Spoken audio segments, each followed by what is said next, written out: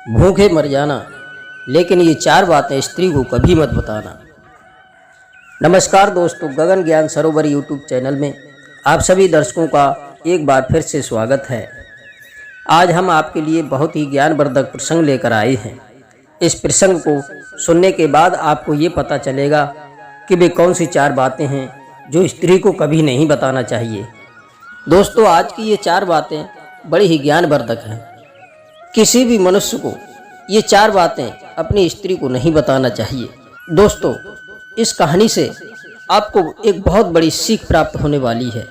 अगर इन 4 बातों पर मनुष्य ने अपने जीवन में अमल कर लिया, अपने जीवन में उतार लिया, तो आप कभी भी गरीब नहीं रहोगे, कभी आपके जीवन में धोखा नहीं खाओगे और ना ही कभी अपने आप को छोटा महसूस करोगे।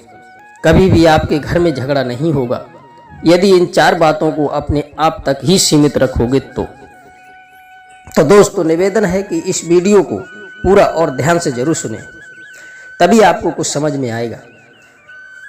कहानी शुरू करने से पहले आपसे आग्रह करूंगा कि जो दर्शक हमारे चैनल पर पहली बार आए हैं, कृपया हमारे चैनल को सब्सक्राइब करें, बेल आइकन प्रेस करें, जिससे प्रत्येक नई वीडियो की सूचना सबसे पहले आपको मिले, क्योंकि इस चैनल पर हम रोज नई नई ज्ञानवर्धक कहानियां लेकर आते रहते हैं।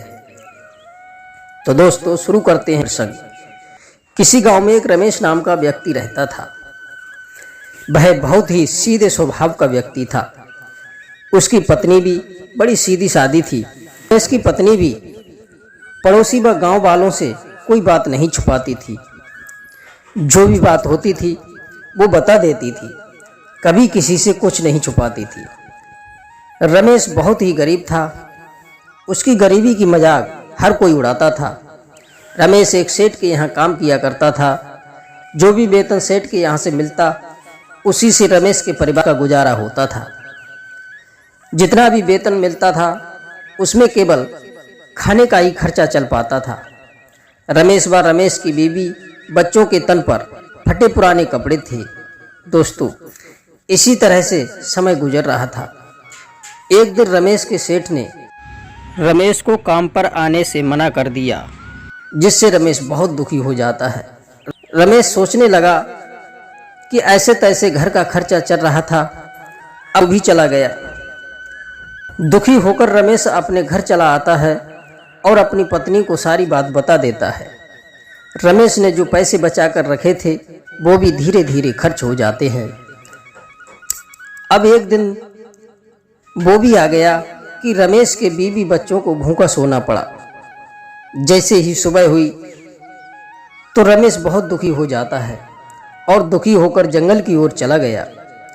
जंगल में एक पेड़ के नीचे बैठकर रोने लगा और अपने नसीब को कोसने लगा।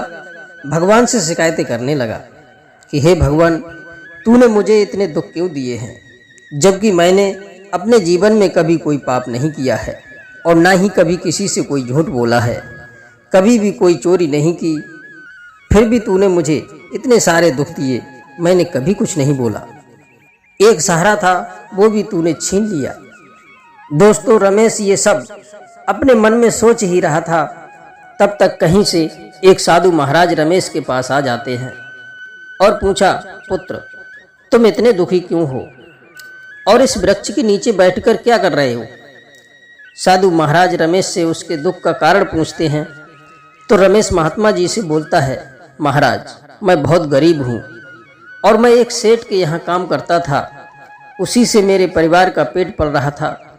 अब उस सेठ ने भी काम पर आने से मना कर दिया है। अब मेरे घर में ऐसी नौबत आ गई कि मेरे घर में खाने के लिए कुछ नहीं बचा है। यहाँ तक कि मेरी पत्नी व मेरे बच्चों को भूखा ही सोना पड़ा। दोस्तों, वो महात्मा बड़े ही योग्य व विद्वान थे। उन्होंने अपनी विद्या के द्वारा रमेश के बारे में पता किया तो वास्तव में रमेश बहुत ही सच्चा और ईमानदार व्यक्ति था। उसने कभी भी अपने जीवन में, अपनी जिंदगी में कोई पाप नहीं किया है।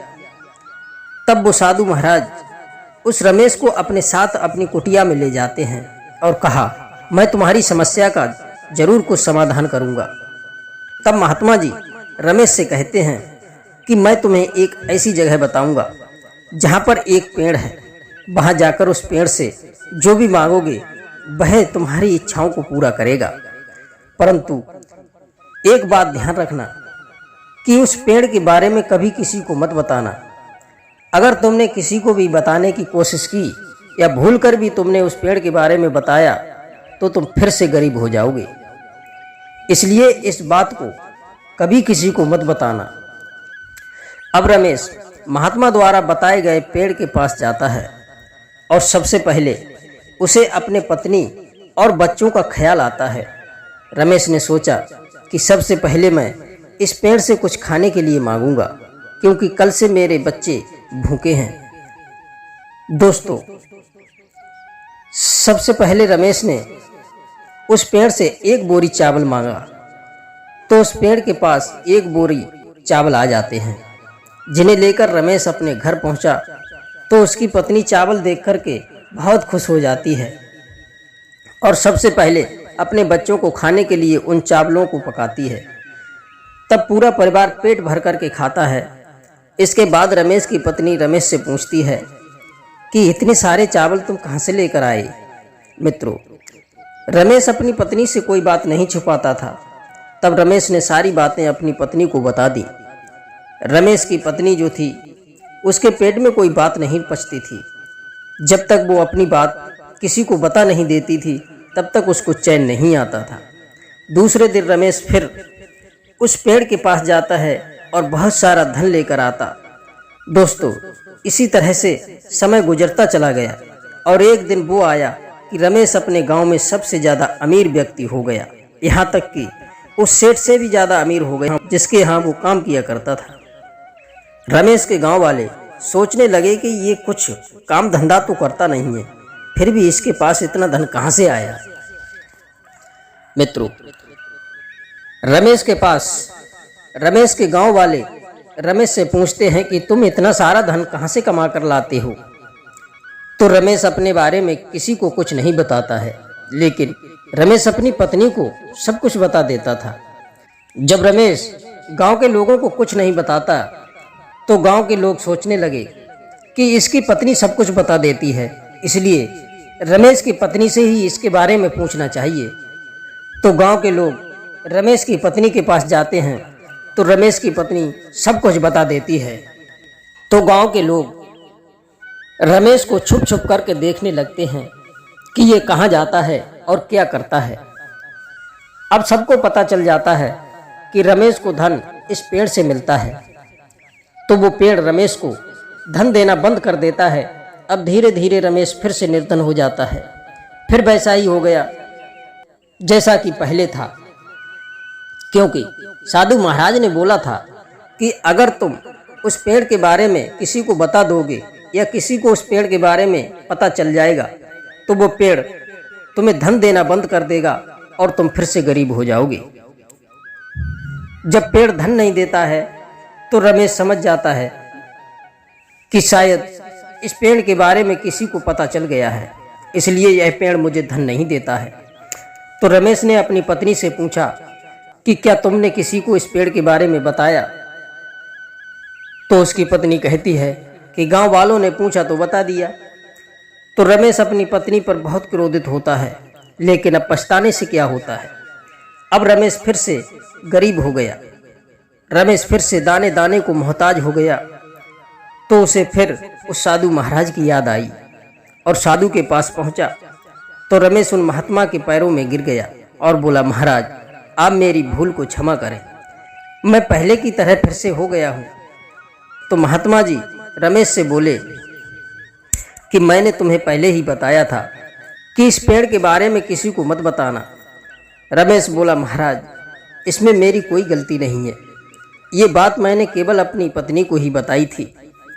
तो साधु महाराज रमेश से बोले, रमेश, आज मैं तुम्हें ऐसी 4 बातें बताऊंगा, ये 4 बातें अपने जीवन में गांठ बांध लो। दोस्तों, ये 4 बातें महात्मा जी जो रमेश को बताने के लिए जा रहे हैं, उन 4 बातों को हम सभी को गांठ में बांध लेना चाहिए। ये 4 बातें किसी भी पुरुष को अपनी जिंदगी में अपनी स्त्री को नहीं बताना चाहिए। जो पुरुष ये 4 बातें अपनी स्त्री को बताता है तो वो जीवन भर गरीब ही रहता है। दोस्तों, साधु महाराज पहली बात बताते हैं कि किसी भी पुरुष को अपनी पत्नी को अपनी कमाई का जरिया नहीं बताना चाहिए। जैसे रमेश ने अपनी कमाई का जरिया अपनी पत्नी को बताया तो वो फिर से गरीब हो गया। इसलिए कभी भी अपनी कमाई का जरिया अपनी पत्नी को नहीं बताना चाहिए, नहीं तो तुम्हारा रुपया व्यर्थ खर्च करवाएंगे। दूसरी बात, किसी भी पुरुष को अपनी कमजोरी अपनी पत्नी को नहीं बताना चाहिए, नहीं तो तुम्हारी कमजोरी का गलत फायदा उठाएंगे। तुम्हारी कमजोरी को पकड़कर कई काम तुमसे ऐसे करवा लेंगी जो तुम्हें नहीं करना चाहिए। और तीसरी बात, महात्मा जी कहते हैं कि कभी भी किसी भी पुरुष को अपने जीवन में हुए अपमान के बारे में अपनी पत्नी को नहीं बताना चाहिए, क्योंकि बार बार आपकी पत्नियां उस अपमान का ताना देती हैं और आपके अपमान को ताज़ा कराती हैं, जिसकी वजह से पति को दुख का सामना करना पड़ता है। चौथी बात, जब आप किसी की मदद करें या फिर दान करें तो हर पुरुष को चाहिए कि वो अपनी पत्नी को इसके बारे में नहीं बताए, क्योंकि भविष्य में वो ऐसा करने से रोक सकती हैं। इसलिए किसी की मदद या दान के बारे में अपनी पत्नी को नहीं बताना चाहिए। दोस्तों, पुरुष इन 4 बातों पर अगर अमल कर ले, अपने जीवन में गांठ बांध लेता है, तो वो कभी दुखी नहीं रहेगा।